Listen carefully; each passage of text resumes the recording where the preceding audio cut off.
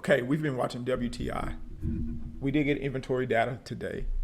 Coming into the session, our opening range forecast models were forecasting a opening range of 0.443. And for the majority of the open, we were pretty much in line with that. So about around this area, in here is when we started to exceed outside of our opening range forecast. We ended up putting in 0.61. So at this point here, we ended up testing back into the range of the prior session. And we could see significant changes in volatility and liquidity here. So buyers just put in this buying tail and just bid this bid WTI up.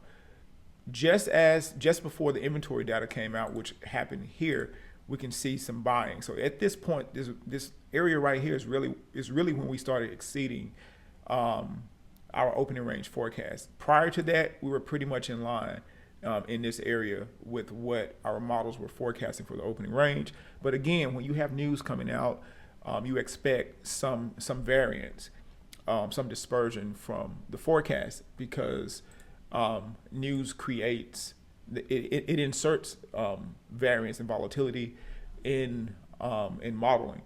So since then, we've exceeded the opening range forecast. Again, opening range is 0.61. We have a long institutional bias.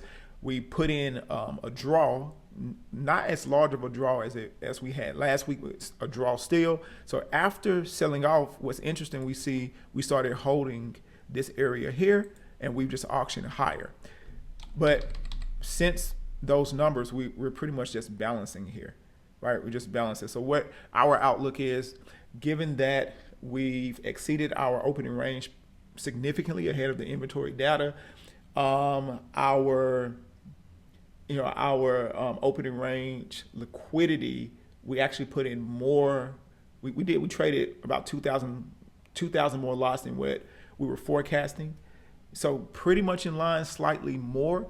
We're thinking that maybe WTI continues to balance for a while, and maybe eventually we may get a late break of this opening range high. But we can see volume and volatility have both dropped off, but we expect maybe a late test, possibly back into this area.